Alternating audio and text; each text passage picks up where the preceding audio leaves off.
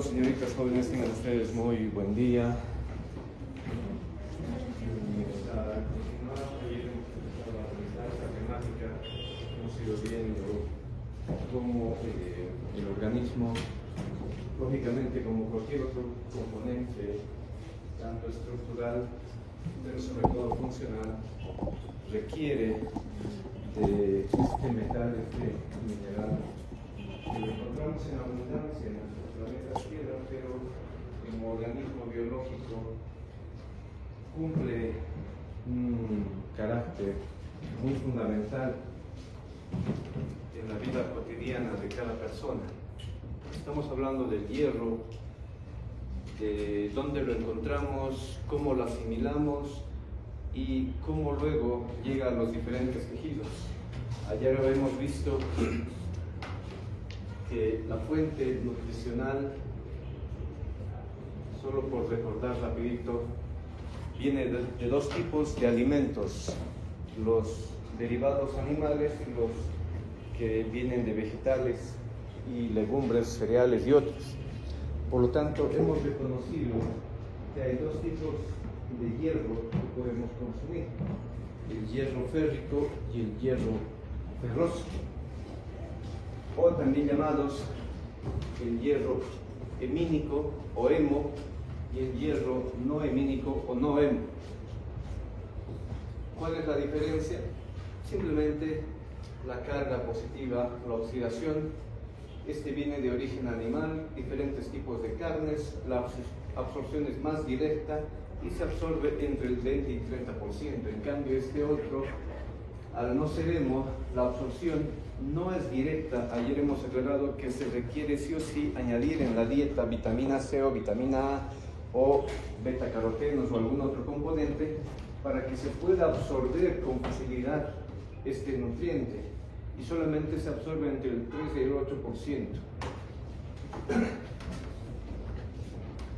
El organismo, hemos dicho, tiene un total de entre 4 a 5 gramos de hierro, es lo más que necesitan. No necesitamos mucho hierro, pero gran parte de este hierro se va a estructurar como parte integral de la hemoglobina, de la mioglobina, algunos otros grupos férricos o hemínicos, otros están añadidos a proteínas, sobre todo la transferrina, y gran parte también, entre el 15 y el 30%, está almacenado en diferentes células como el hígado y también en las células del sistema retículo endotelial.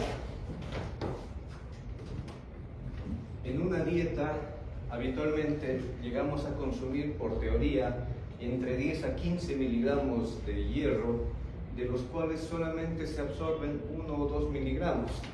¿Por qué tan bajo? Porque de hecho ayer hemos aclarado que no requerimos tanto hierro, porque las pérdidas de hierro así mismo también son bajas, no son muy elevadas. Entonces, solamente requerimos diariamente esta cantidad, porque la excreción que tiene el hierro, que habitualmente es digestiva baja, solamente oscila entre 0,6 y 1 miligramo. Este es un resumen de lo que acabamos de también explicar o mencionar, pero ya con cantidades un poco más precisas de cómo se distribuye en total el hierro del cuerpo. Solamente tenemos una dieta de 10 a 15 miligramos por día, se absorbe en duodeno y en yeyuno alto. Una vez que es absorbido, sí o sí tiene que estar ligado a su proteína, porque hemos aclarado ayer que el hierro es altamente oxidativo, el hierro es altamente magnético, entre otros caracteres físico-químicos. Por lo tanto, no puede estar suelto, libre, ni en el LEC ni en el LIC. Tiene que estar aislado, tiene que estar quelado, porque si no, de otro modo se oxida y ya no sirve, ya no nos es útil. Entonces, inmediatamente ocurre la absorción, se adhiere a la transferrina, alrededor de 3 miligramos de hierro, y se transporta a los diferentes tejidos. Por ejemplo, a diferentes células y otros tejidos para formar mioglobina, lógicamente en los músculos, para formar parte de las enzimas de la cadena respiratoria, en las células del sistema inmunológico y en el metabolismo de las células neurológicas. En la médula ósea, lógicamente, se va un buen porcentaje, 300 miligramos de hierro, para el proceso o mecanismo de la eritropoiesis, y dentro de todos los eritrocitos tenemos alrededor de 1800 miligramos de hierro. Pero este hierro, cada día estamos generando un recambio de alrededor de entre 20 y 25 miligramos de hierro de reciclamiento, porque lógicamente los glóbulos rojos sabemos que tienen simplemente un tiempo de vida promedio de 120 días. Una vez que perecen, todos sus componentes celulares se absorben a través del sistema reticuloendotelioide, sobre todo los macrófagos, y ellos reciclan el hierro que tienen los eritrocitos, alrededor de 600 miligramos. Entonces todo eso vuelve a recircular y vuelve a recircular, por lo que el hierro que tenemos estructuralmente, que hace un rato decíamos 4 a 5 gramos, ya no se pierde mucho, no se pierde mucho. Por eso nuestro requerimiento de hierro sigue siendo bajo. Otra parte de hierro que consumimos se va a ir al hígado, se va a ir al vaso, células del sistema reticuloendotelioide en gran cantidad, alrededor de 1000 miligramos de hierro, a manera de almacenamiento.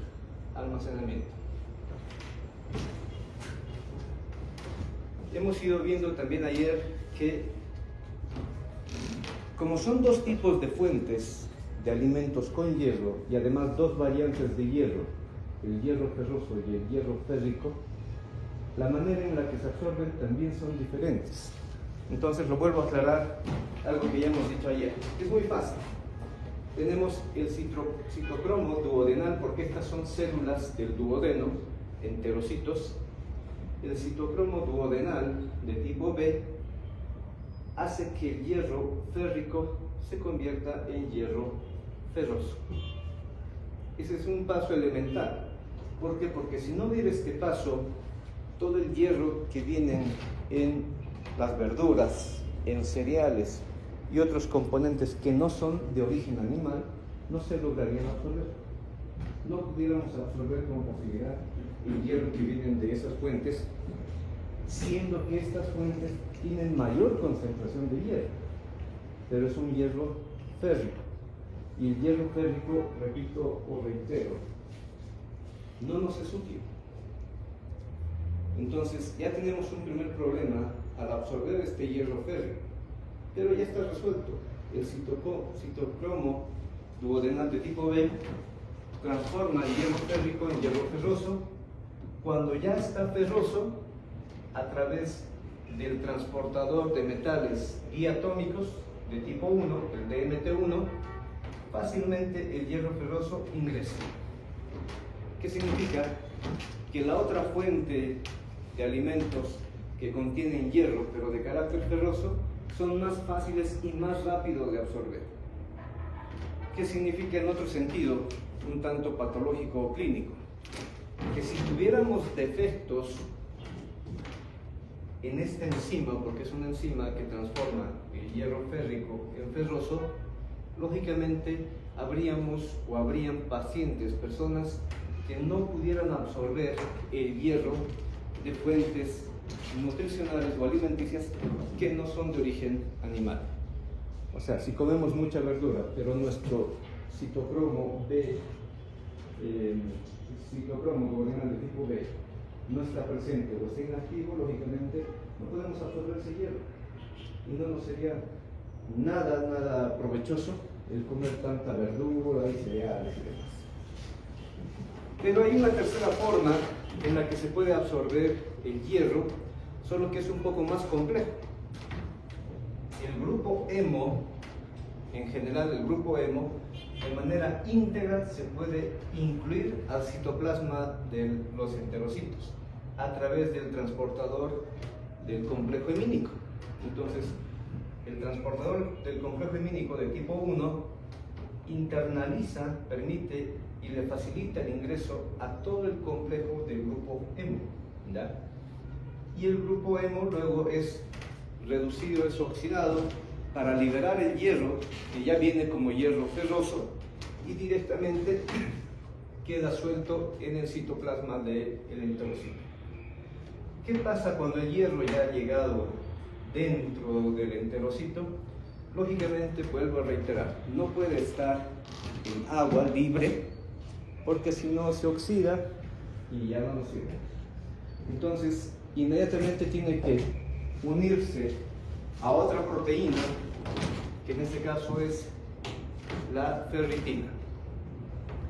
Entonces se une a la ferritina como un complejo proteico férrico y de esa manera se almacena. Si lo necesitamos a diario, va a ser liberado de la célula enterocítica, pero si no lo necesitamos, ahí quedará temporalmente. Supongamos que requerimos del hierro. Entonces, este hierro directamente puede pasar a través de la ferroportina en la porción basal del enterocito hacia el torrente sanguíneo. Pero lógicamente, antes de pasar al torrente sanguíneo, vuelvo a reiterar, si estuviera libre, se oxida, no nos sirve. Entonces tiene que volver a unirse a otro tipo de proteína que le permita llegar a la sangre y a su vez transportarlo dentro de la sangre, porque sangre sabemos que tiene dos componentes, células y plasma, y el plasma no es otra cosa que agua, y además hay abundante oxígeno, sobre todo en la circulación arterial, por lo que fácilmente se oxidaría. Entonces, para que no ocurra eso, de hecho, valga la mención y aclaración, el hierro ferroso se oxida, se vuelve a ser férrico, y solo de manera férrica se puede acoplar a la transferrina. No significa que no haya acoplamiento entre el hierro ferroso y la transferrina, pero su tipo de unión es más lábil, por lo que es más fácil que se suelte. Entonces tiene que volver a ser férrico el hierro para unirse y acoplarse a la transferrina y de esa manera poder ser transportado a los diferentes tejidos que hace un momento ya hemos vuelto a mencionar.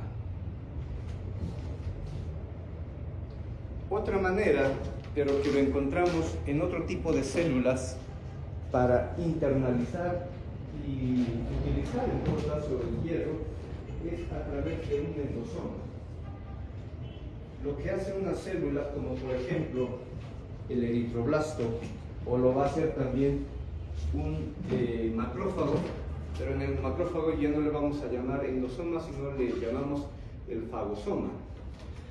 Entonces, en el eritroblasto, ¿qué ocurre?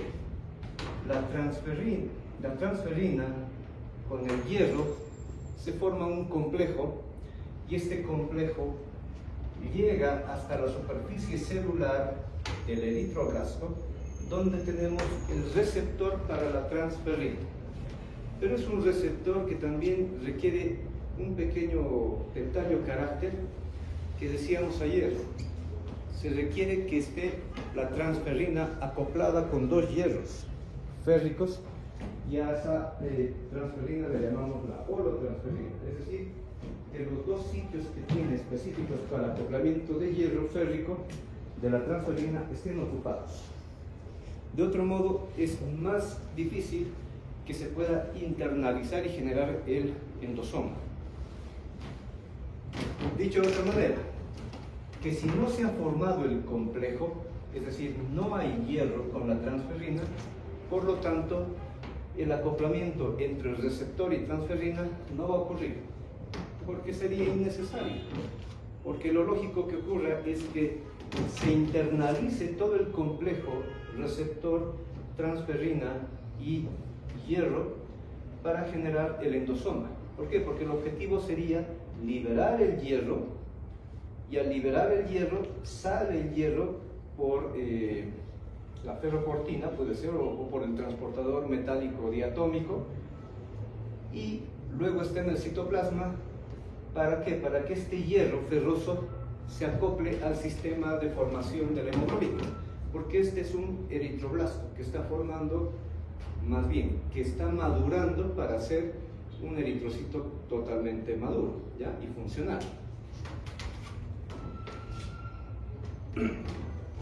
Entonces, este es otro esquema similar al anterior de qué es lo que ocurre cuando la transferrina llega a un tejido, sobre todo del tipo de los glóbulos rojos, a nivel de la médula ósea roja. Entonces tenemos el receptor del complejo transferrina y hierro, transferina, o dicho de otro modo, la holotransferina, que por favor entiendan el término, ayer ya lo había explicado, pero lo reitero. Holotransferina, cuando la transferina está con dos hierros férricos ya unidos. Luego tenemos la transferina monoférrica, es aquella transferina que solamente tiene un acoplamiento de hierro. O la transferina, la apotransferina, que es aquella transferina que no tiene ningún hierro acoplado. Entonces, en este caso, la transferina diférrica u holotransferina se acopla al receptor, tenemos dos sitios de acoplamiento, y luego se genera el endosoma como tal. Hay un detalle que ayer lo hemos aclarado. Fíjense, este endosoma tiene complejos proteicos de tipo canal que permiten el paso de hidrogeniones. ¿Con qué objetivo? En el medio extracelular y en el mismo citoplasma el pH es relativamente alcalino, 7.4, 7.3, pero para que se desacople el hierro, para que se libere el hierro, necesitamos un pH alrededor de 5.5, es decir, un pH ácido. Si no ocurre este mecanismo, vuelvo a insistir lo que ya he mencionado un par de veces, este hierro no podría ser utilizado y teóricamente no nos serviría. Si estamos hablando que esto está ocurriendo en un eritroblasto, por lo tanto este eritroblasto no formaría cabalmente sus complejos de hemoglobina, los grupos hemo, ¿ya? Y por lo tanto este eritroblasto, cuando ya sea teóricamente maduro, no lograría generar un transporte adecuado de oxígeno, porque ese es el objetivo final, que el acoplamiento del hierro dentro de la molécula de la hemoglobina permita el transporte de oxígeno y a la vez de dióxido de carbono. Entonces, esto es lo que ocurre en otro tejido, en otra célula, que son parte del sistema retículo endotelial, los macrófagos. Pasa algo similar a lo anterior, pero en este caso se forma, hemos dicho, un fagosoma.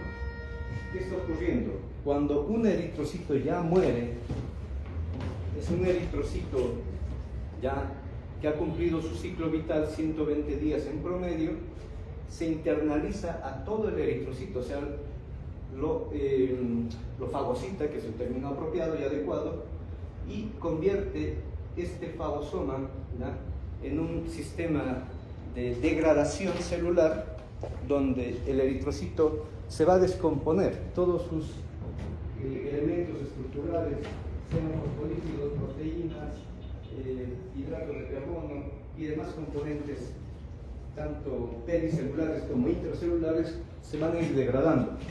Y sabemos bien que la estructura del glóbulo rojo tiene una alta cantidad de hemoglobina dentro. Entonces, al romperse la membrana celular del eritrocito, se va a liberar la hemoglobina. Por la enzima correspondiente se procede a un mecanismo de oxidación de la hemoglobina para que se libere el grupo hemo. Una vez liberado el grupo hemo, lógicamente aparece la enzima de oxidación también del grupo hemo para liberar el hierro ferroso. Este hierro ferroso puede ser liberado al citosol del macrófago a través del transportador de metales diatómico y queda en el citoplasma del macrófago, pero luego tiene que ser liberado hacia el torrente sanguíneo. Entonces usa otro transportador que sería la ferroportina, y una vez que está en el plasma, ya hemos aclarado esto hace un instante, no puede estar suelto, se tiene que acoplar otra vez a una nueva proteína transportadora y lo hace una vez que está oxidado. Es decir, el hierro ferroso tiene que volver a ser hierro férrico, se une a la transferrina a través de dos enzimas. No se olviden, hay dos enzimas para convertir el hierro ferroso en férrico. Uno es la ceruloplasmina y el otro es, hace un rato creo que ya lo dije, la efesina.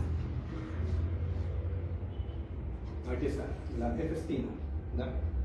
Esos dos pueden transformar el hierro ferroso en hierro férrico, y una vez que el hierro férrico ya está formado, pues se acoplará a la transferrina y se puede transportar como ya hemos indicado. ¿Qué es lo que pasa en este caso en un eritroblasto, sobre todo, que está formando hemoglobina? Lógicamente se tiene que acoplar el ion ferroso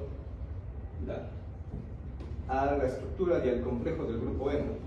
Acontece una serie de procesos bioquímicos, lógicamente intracelulares, hasta que llega el momento en el que la ferroquitalasa, dentro de la protoporfirina de tipo 9, incluye el fierro o hierro ferroso más bien, para que sea parte de la estructura de la hemoglobina. Entonces, es un proceso bioquímico que de seguro ya lo conocen, cómo se forma la hemoglobina en un nuevo eritrocito que está en desarrollo, en maduración, para que lógicamente después sea liberado hacia el torrente sanguíneo y cumpla la función que corresponde, que va a ser transportar los gases de importancia.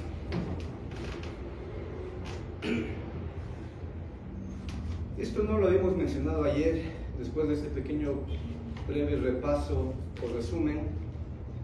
Tenemos que mencionar, de hecho ayer les dije, los que estuvieron, no hay un sistema de regulación tan específico para mantener los valores de hierro en un nivel adecuado. Ya. De hecho, podemos estar perdiendo en un día una cantidad considerable y no hay una alerta como tal que nos indique que se está perdiendo hierro.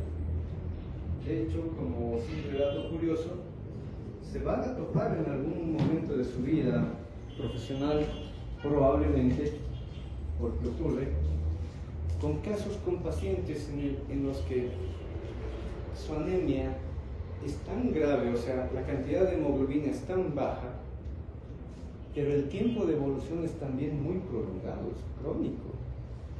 Me ha tocado, les comento, un joven como ustedes, menor incluso, 17, 18 años tenía el joven, que tenía una anemia con una hemoglobina de 5 miligramos de decilitro, muy bajo, pero que ya tenía un tiempo de evolución muy prolongado. Lógicamente, la familia y el mismo joven refería no puede estar mucho tiempo activo porque lógicamente no puede transportar su oxígeno de manera adecuada y por ende todos sus procesos metabólicos se han visto alterados, sobre todo neurológicos y musculares, por lo que se notaba el defecto como tal. Pero vean ustedes a qué grado puede llegar una persona por el descuido y a veces por factores socioeconómicos y demás.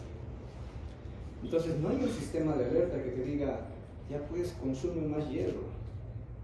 Lógicamente la clínica está ahí, porque vamos a ver ahora mismo qué es lo que deberíamos encontrar en un paciente que tiene anemia o tal vez alguna otra alteración en la formación de los eritrocitos.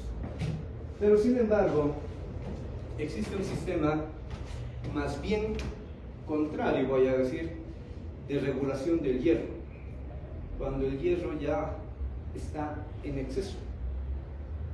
No hay una alarma, no hay una alerta que nos diga cuando ya está muy bajo o empezando a bajar, pero sí hay una alerta que nos diga que el hierro ya está muy alto.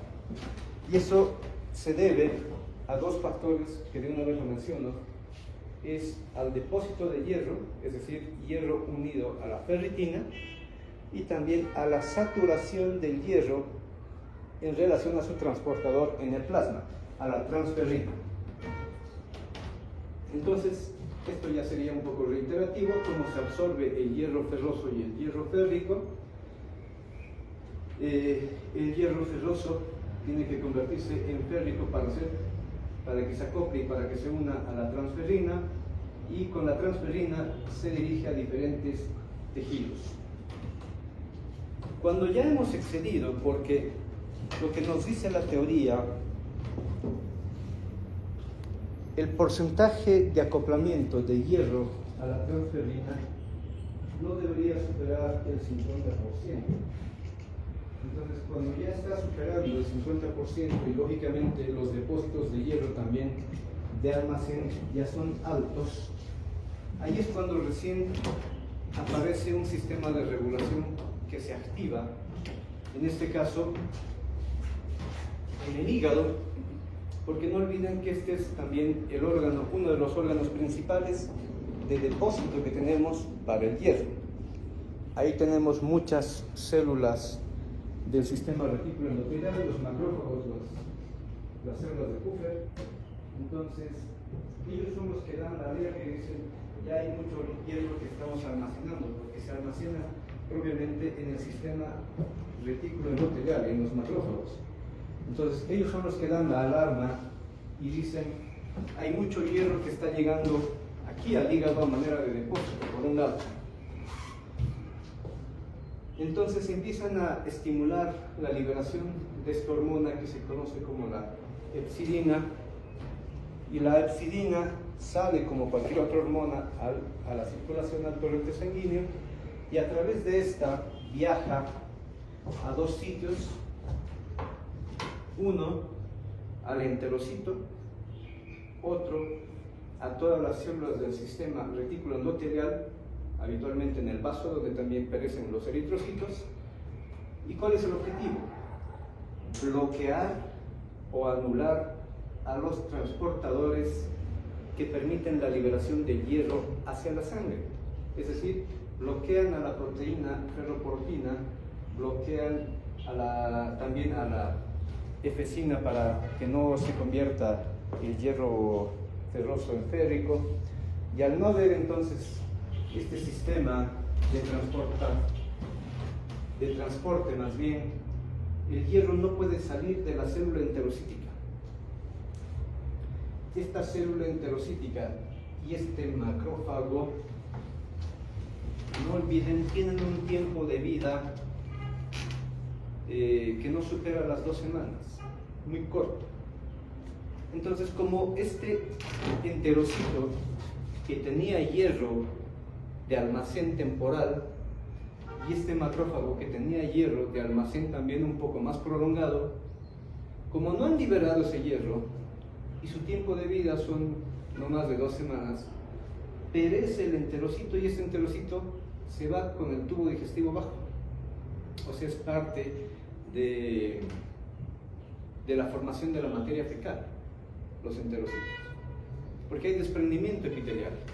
En cambio, este otro macrófago va a perecer y al perecer también va a liberar todos sus componentes. Y el perecer puede hacerlo o bien en el hígado o bien en el bazo, y lógicamente de ahí no olviden que también se puede derivar todos esos componentes hacia el hígado a través de la circulación porta, y con este después hacia la bilis para poder eliminar una cantidad considerable de otros elementos, entre ellos el hierro excedente, ¿ya? También por vía digestiva baja. Entonces, esa es la manera en la que se puede limitar que ya el hierro no vaya ingresando y no sea liberado hacia el torrente sanguíneo. Entonces, a manera de resumen, para ir concluyendo con este tema, porque vamos a ver otro, ¿qué hemos visto?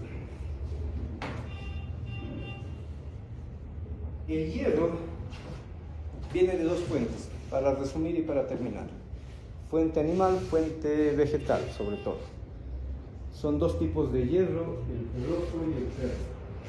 El que necesitamos sí o sí es el ferroso, pero como se han dado cuenta, el férrico no es teóricamente funcional, no es útil, pero se lo requiere por lo menos para el transporte, porque si no está en carácter férrico, el hierro no se acopla a la transferrina y no se transporta. Entonces se absorbe mediante 2 sistemas, uno enzimático y otro transportador. El citocromo duodenal de tipo B transforma el hierro férrico en ferroso. ¿Para qué? Para facilitar su absorción. El hierro ingresa e inmediatamente se une a la ferritina para almacenamiento temporal. Si se requiere el hierro, se va a liberar el mismo a través de la ferroportina o del transportador de metales correspondientes de tipo 1. Se libera el hierro ferroso, pero en el plasma o en el intersticio no puede quedar libre, tiene que volverse a formar de hierro ferroso a hierro férrico para convertirse, o más bien para acoplarse a la transferrina. Con la transferrina se puede transportar a cualquier otro tejido, como al hepatocito para almacén, a los macrófagos o a las células eritroblásticas en la médula ósea roja para la formación de nuevos glóbulos rojos y en el otro caso para el depósito correspondiente. Entonces ese es el sistema que tiene el hierro y la manera en que trabaja el organismo para poder regular su concentración.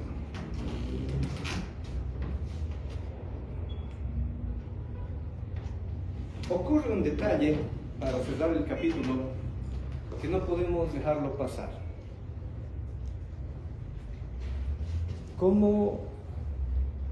¿Qué cambios acontecen? Hay un término muy apropiado que lo van a...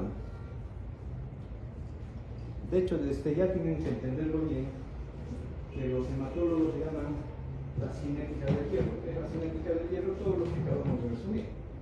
Todo lo que pasa justamente con el hierro, desde su ingestión, su absorción y su distribución, y además su acoplamiento a los diferentes componentes estructurales como la hemoglobina, mioglobina y otros.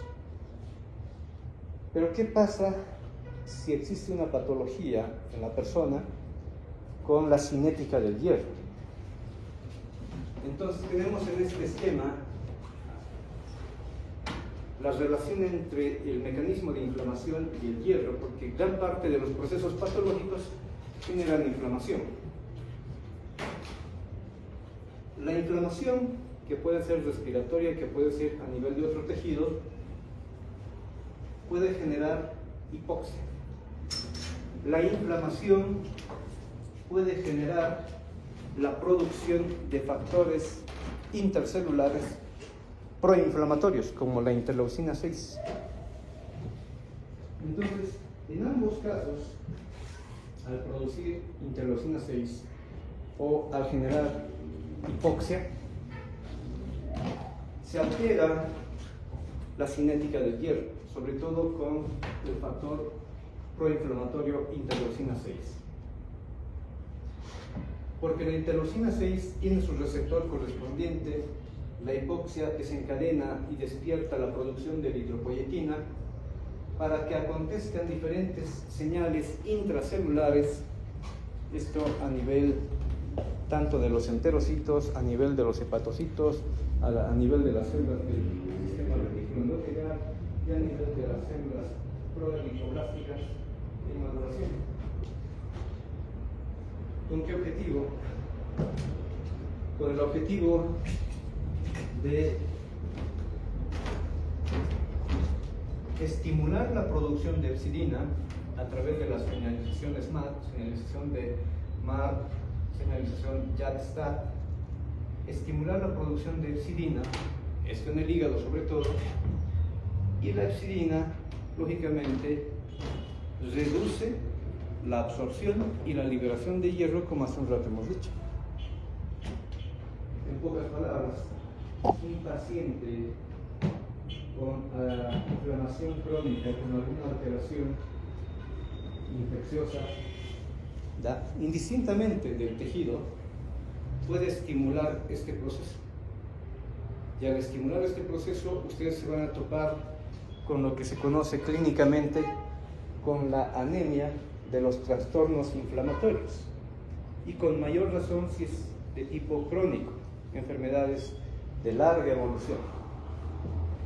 Dicho de otro modo, pacientes que sufren inflamación o algún otro proceso patológico que genere interleucina 6 o interleucina 1 o que genere hipoxia, estimula la epsidina, no se absorbe, no se libera el hierro y por lo tanto ese paciente es propenso, no es que quiere, no es que tenga una mala nutrición, se le está bloqueando su sistema de absorción y de liberación de hierro.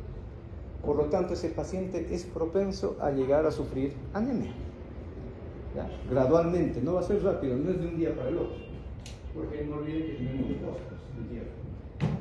Pero si no hacemos un tratamiento, si no hacemos un diagnóstico adecuado, lógicamente esto puede evolucionar rápidamente y generar una anemia leve, moderada y llegar a la severa, como les comentaba. Entonces, hay que considerar aquello en relación a la cinética del hierro. ¿Alguna pregunta, duda, comentario? ¿Reconocen la imagen? Qué bueno, es de hace muchos años. Son los glóbulos rojos, lógicamente por ahí está metido el hierro, transportando el oxígeno y el dióxido de carbono respectivamente. ¿Alguna pregunta sobre esta temática? No hemos concluido, jóvenes, por favor, vamos a empezar un nuevo tema, que es hemograma. Todavía allá nos queda mucho. A ver, rapidito.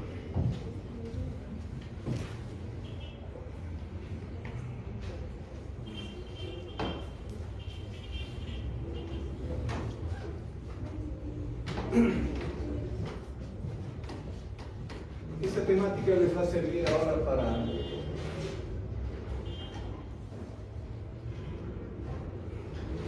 la práctica de la semana. Debería haberse llevado ya antes. Es fisiología sanguínea en relación al hemograma. Entonces, sin más preámbulo, comenzamos este nuevo capítulo. ¿Qué es el hemograma? Es una prueba laboratorial médica muy habitual, o sea, de uso muy frecuente y continuo, que nos ayuda a determinar sobre todo la cantidad, es decir, un recuento celular en relación a los glóbulos rojos, glóbulos blancos, plaquetas y otros componentes de la sangre. Pero que a su vez nos ayudan a sí mismo a generar criterios y datos clínicos de si una persona tiene o no alguna disregulación en cuanto a estos criterios se refiere. Es decir, no solamente lo dejemos al hemograma como una prueba más. Tenemos que darle siempre un enfoque funcional y clínico. Entonces, la parte funcional es entender, cuando ya conocemos el hemograma, cómo se están manejando los sistemas de regulación, por ejemplo, para la formación o eliminación de glóbulos rojos, para la formación o eliminación, sobre todo hablando en cantidad, en número, de los glóbulos blancos y sus diferentes variantes. Entonces tenemos que ver que si el valor de los glóbulos rojos, glóbulos blancos o plaquetas es adecuado, o la cantidad de hemoglobina, entre otros componentes también del plasma, están adecuados, nos indicará de un modo directo e indirecto que los sistemas de regulación para esos elementos son adecuados en el paciente. Pero lógicamente, si vemos alguna alteración para arriba o para abajo, tendremos que entender que puede estar aconteciendo algún evento patológico, ¿ya?, sobre todo de cambio o carácter numérico, como en la anemia, en la eritrocitosis, o con procesos infecciosos, sean parasitarios, bacterianos, virales, fúngicos u otros. Entonces, el hemograma es una herramienta más que útil para el médico y, reitero, es de uso y de solicitud cotidiana. A todo paciente le pedimos un hemograma mínimamente en cada intervención médica, sobre todo si es de carácter realmente de internación. ¿Qué necesitamos para poder entender y conocer el hemograma? Lógicamente, una muestra de sangre. Y la muestra de sangre, de preferencia, la realizamos en el sistema circulatorio superficial periférico de tipo venoso. ¿Por qué venoso? Porque es de fácil acceso, simplemente.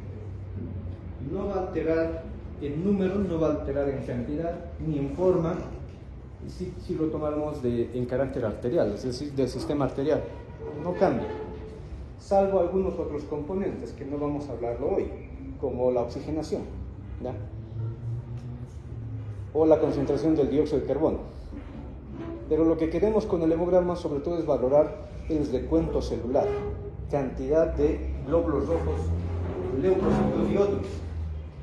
Entonces, lo que tienen que hacer, que seguro algunos ya lo han hecho tal vez ayer, y los que hoy van a hacer la práctica, es buscar una vena superficial. Habitualmente lo hacemos en extremidad superior, a nivel del pliegue del codo, donde tenemos una gran formación conocida como la M venosa, como se ve ahí. Se requiere lógicamente mucho cuidado, práctica y entrenamiento. Hay que tener también medidas de bioseguridad, hay que saber manipular el material en instrumental y poder obtener la muestra respectiva. 5 o 10 mililitros son suficientes para la prueba de hemograma. Repito, el que se tome de carácter venoso no altera sobre todo la cantidad.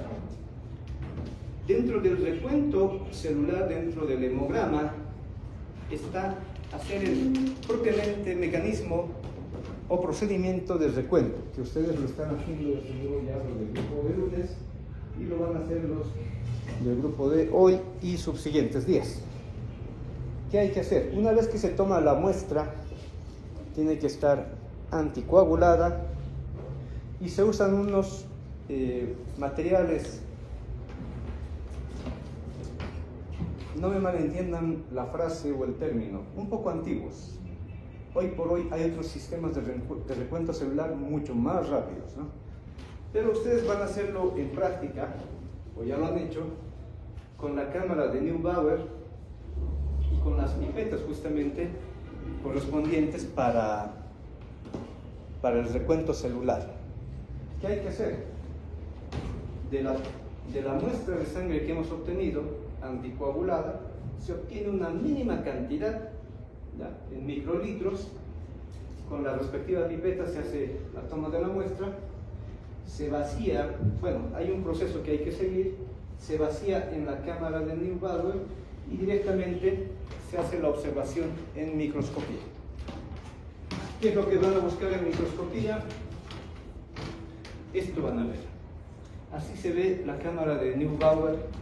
Es como un diagrama en forma de cruz, pero de una gran cantidad de pequeños cuadrados y otros cuadrados más grandes en las esquinas. En la parte central es donde se hace el recuento de glóbulos rojos y en la parte de las esquinas, parte periférica, se hace el recuento de los glóbulos blancos. Entonces, con el microscopio hay que ir enfocando la parte central de la cuadrícula menuda, pequeña, y es lo que van a encontrar, una gran cantidad de glóbulos rojos dispersos. ¿Qué hay que hacer?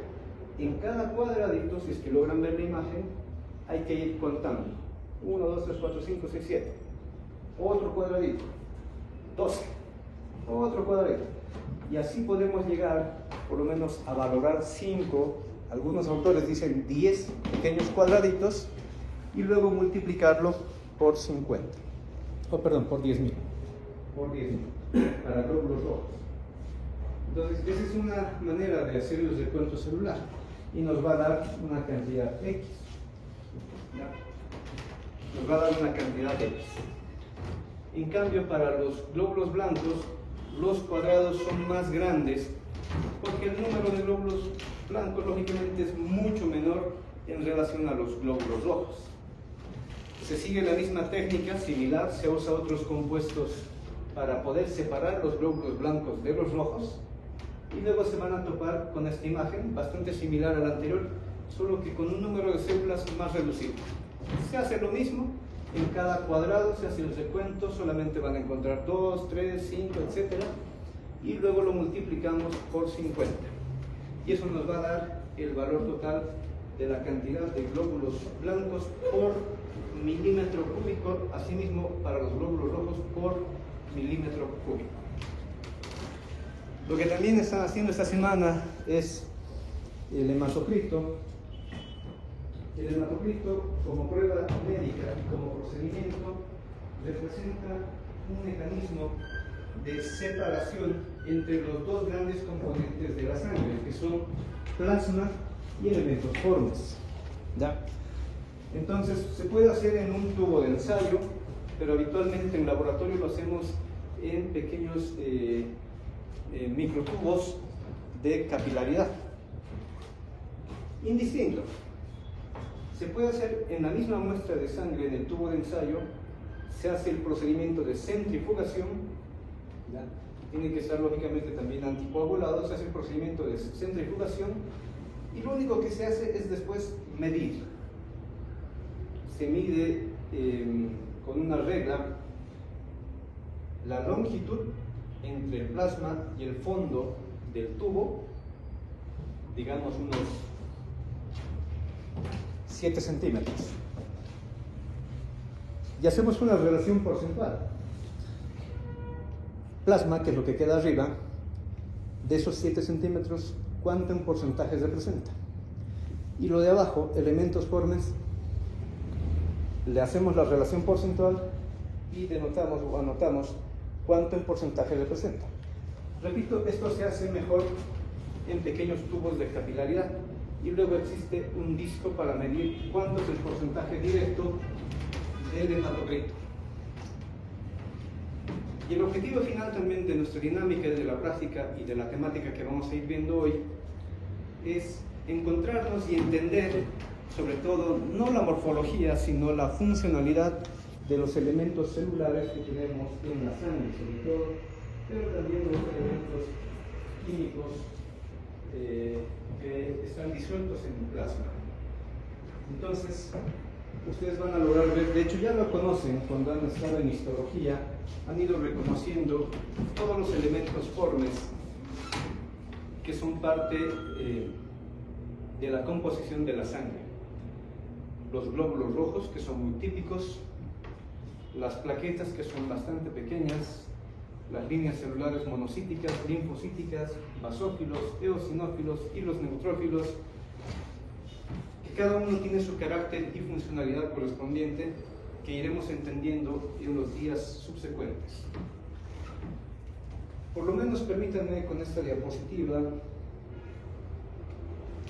con 2 diapositivas, esta y la siguiente, hacer un pantallazo de lo que viene a ser un hemograma. Pero primero permítanme aclarar lo siguiente. Estos datos que vamos a revisar no son datos referenciales para nuestro medio, son datos para la costa, es decir, sirven para ciudades como Santa Cruz, Trinidad, Pando, incluso Cochabamba, etcétera, etcétera, pero no para el occidente, porque en el occidente, La Paz, Oruro, Potosí, sabemos que nosotros vivimos a gran altitud y estos parámetros son diferentes. Tenemos los parámetros diferentes de altitud, pero primero vamos a analizar esto. Entonces, un hemograma nos permite hacer una valoración general del estado, asimismo reiterando, general del paciente, de la persona. ¿Cuánto de sangre debería tener un paciente o una persona habitualmente? El volumen de sangre está entre 80 y 85 mililitros por cada kilogramo de peso. Por ejemplo, usted joven, más o menos, ¿cuánto pesa? Supongamos que tiene 50 exactamente, como nos indica. Entonces, ¿qué vamos a hacer? Un cálculo rápido. 50 por 80. Entonces, si multiplicamos, nos da un total que este paciente con 50 kilogramos de peso debería tener alrededor de 4.000 mililitros de volumen de sangre. ¿Ya? Entonces, es un parámetro que es estándar. ¿Cuánta es la osmolaridad de la sangre? Los autores en general dicen entre 285 a 295 miliosmoles. ¿Qué es la osmolaridad? Ustedes se preguntarán. Es la cantidad de osmolitos que están disueltos en el plasma. ¿Qué son los osmolitos? Son aquellos compuestos capaces de desencadenar ósmosis. ¿Como cuáles? Tenemos un osmolito. Fuerte. Sodio. potasio, está la glucosa, está la urea y están las proteínas, sobre todo. No significa que los otros componentes de la sangre no generan ósmosis, no generan y son parte de la fuerza osmótica, pero su fuerza osmótica es mínima, por lo que no se los considera muchas veces. Entonces, a los que más consideramos, ténganlo siempre en mente, por favor, son al sodio, la glucosa en segundo lugar, son los más osmóticos. Luego vendría el potasio junto con el calcio. Después están las proteínas, ¿ya? Y la urea, o en su defecto, el nitrógeno ureico sérico. Hay otros compuestos mucho más osmóticos, pero esos no son habituales del organismo humano, no están siempre dispersos o disueltos en sangre. El pH sanguíneo, solo para aclarar, la osmolaridad de la sangre permite mantener un volumen de agua en el LIC y otro volumen de agua en el LEC, pero tiene que ser relativamente igual, porque si no habría movimiento, por eso se llaman osmolitos, habría movimiento osmótico. El pH de la sangre también es un estándar, aunque en otra cátedra les darán otros parámetros, pero no están lejos de lo que estamos viendo ahora. Lo legal es de 7.35 a 7.45, el pH de sangre. O sea que tenemos una sangre alcalinizada o relativamente alcalina, por si acaso. No por nada, y valga la mención, en algún momento, por ejemplo, ustedes, todos que hemos vivido la temporada de COVID, nos decían, consumamos más alimentos alcalinos, ¿ya? Porque lo que hacía el virus es generar un medio ácido. Entonces, al contrarrestar esa acidez, de hecho estaríamos perjudicando la actividad funcional o metabólica de ese virus, ¿ya? O de cualquier otro patógeno. Es beneficioso la alcalinidad, no solamente por este dato. Hay una cantidad de enzimas que podemos encontrar en la sangre, como la creatinfosfoquinasa, la deshidrogenasa láctica, la fosfatasa ácida. Eso lo dejamos para luego. Tenemos otros componentes o caracteres matimétricos en la sangre. El hematocrito, ¿cuánto es? Repito, estos son datos que se aplican mejor para personas o poblaciones que viven cerca de la costa o a mediana altitud, no a gran altitud como nosotros. Entonces se dice, el hematocrito para las mujeres, ya que viven cerca de la costa, está entre 36 y 46%. Reiterando rapidito que el hematocrito es esto, la relación entre plasma y elementos polis, nada más. ¿Cuánto hay? Y es un buen parámetro, de una vez les menciono, es un buen parámetro para entender si una persona está con probablemente un proceso patológico de recuento celular, es decir, anemia. Porque si está por debajo de 36, ya podemos suponer, no vamos a... tengan en cuenta ese detalle. Solo con hematocrito no se diagnostica anemia. A veces, valga la mención, los familiares que no conocen de procesos médicos van a cualquier centro de atención porque hay una campaña, porque se toparon en una feria y te dicen, vamos a ver cómo está tu sangre, si tienes o no anemia, te dicen. Te hacen una prueba cualquiera y te dicen, tu hematocrito está bajo, tienes anemia. No lo confundan. Es un parámetro, pero no es específico. No es específico para la anemia como tal. Sí o sí hay que hacer el recuento celular de glóbulos rojos y también valorar la concentración de hemoglobina en plasma. Sí o sí.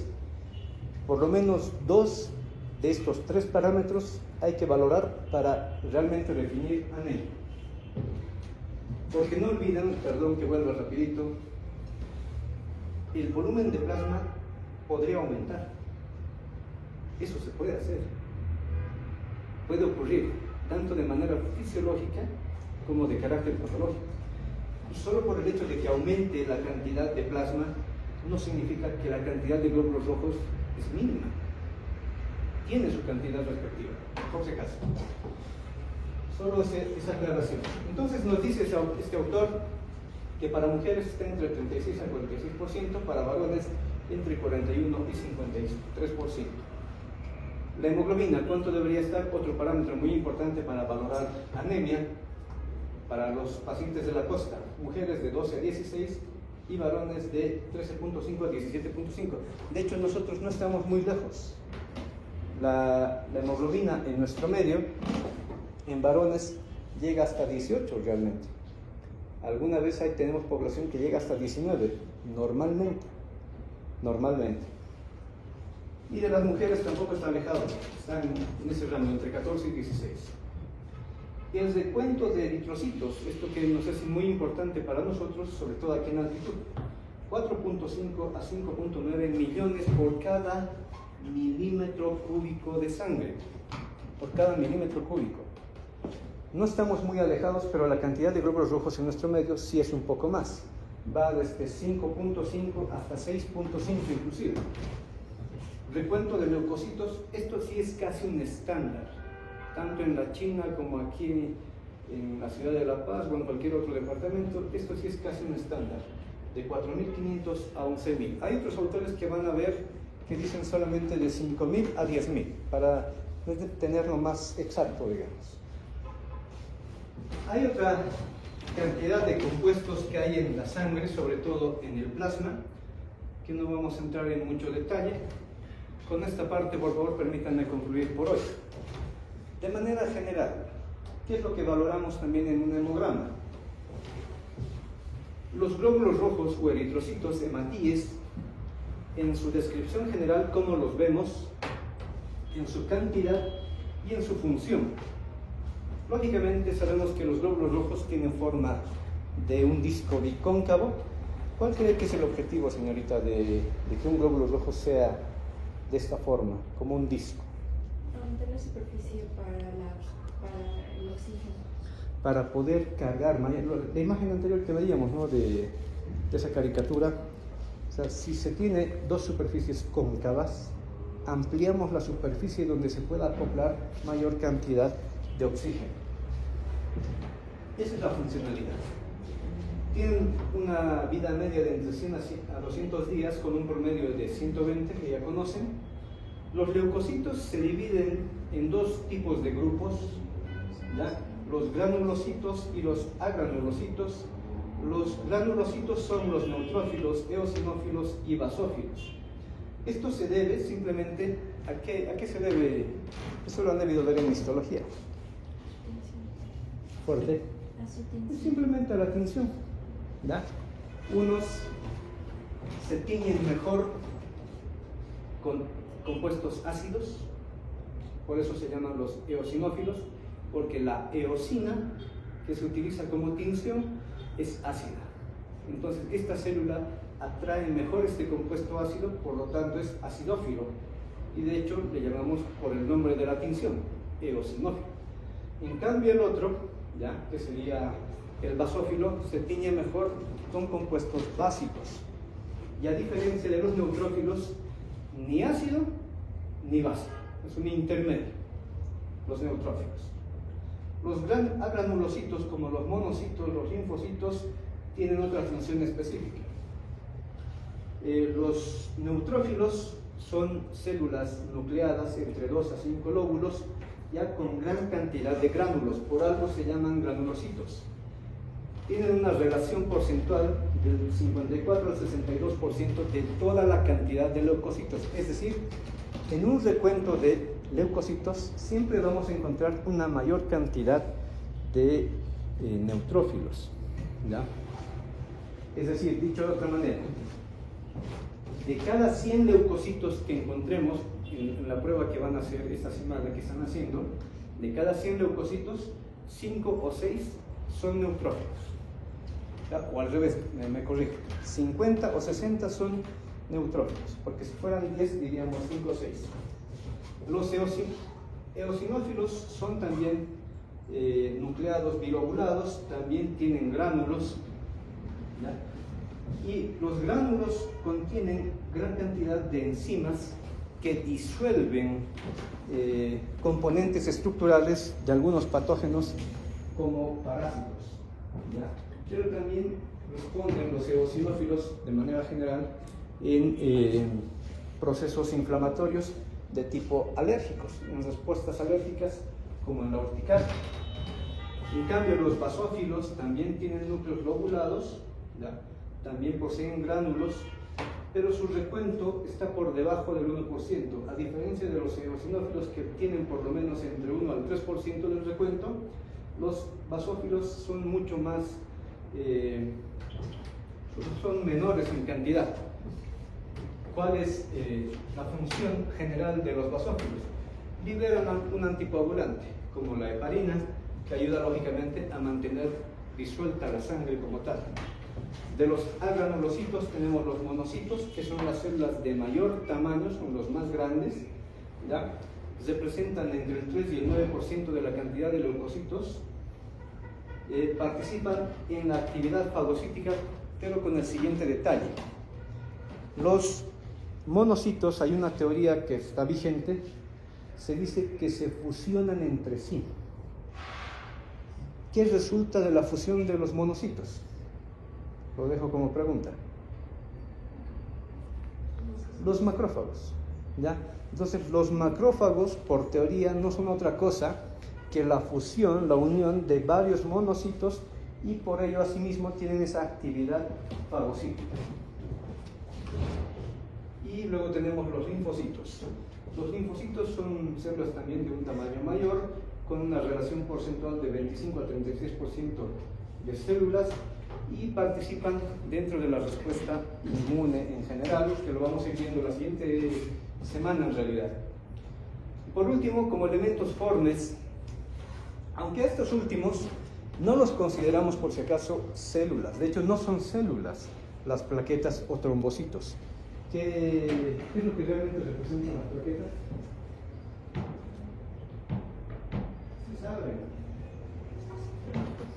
Estos trombocitos Son segmentos celulares. Son segmentos celulares, no de los trombocitos. Vienen y derivan de una célula mucho más grande incluso que los macrófagos, que se llaman los megacariocitos. Entonces, los megacariocitos desprenden parte de su citoplasma, de su citosol, y generan las plaquetas. Por eso dice, son fragmentos citoplasmáticos.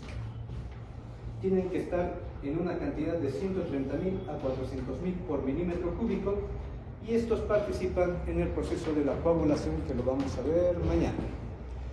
Y bueno, con estos parámetros generales de lo que deberíamos valorar en un hemograma, concluimos por hoy en esta temática. Si tienen alguna otra pregunta o duda al respecto, adelante. Doctor, en respecto al hematocrito, ¿por qué puede haber un alto nivel del plasma, supuestamente? No es frecuente, pero obviamente ocurriría en un estado de sobrehidratación. Que la persona tenga una manía de tomar agua todo el tiempo, eso sobrehidrata a la persona. Y no olviden que la absorción del agua está facilitada y mediada sobre todo por electrolitos como el sodio, y al llegar al plasma no se queda ahí, se va a ir distribuyendo en todos los compartimientos, tanto en el LIC como en el LEC, en el intersticio como en el mismo plasma. Pero cuando hice ese comentario, más me voy al enfoque patológico. Hay pacientes, hay patologías, por ejemplo, las más típicas, cardiópatas, nefrópatas y hepatópatas. En esos tres tipos de pacientes o patologías, ya suele ser que esa persona tristemente retiene mucho líquido. ¿Me dejo entender? ¿Ya? Los pacientes cardiópatas terminan hinchados de pies, de manos y de hecho en casi todo el organismo. Los nefrópatas lo mismo, los hepatópatas de manera similar. Entonces la retención de agua, ¿qué va a generar? Que haya mayor plasma y un recuento celular aparentemente bajo. Pero no por eso vamos a decir que ese paciente realmente está con anemia. Porque tenemos que considerar primero su enfermedad de base y segundo el recuento de glóbulos rojos más la concentración y cantidad de hemoglobina que tenga en plasma. Ya con uno de los otros dos parámetros, es decir, recuento celular de glóbulos rojos o concentración de hemoglobina en plasma, recién podemos definir, este paciente realmente está anémico. Pero si solamente es relación plasma y elementos formes, no es un parámetro certero. Por eso tengan cuidado. ¿Alguna otra duda?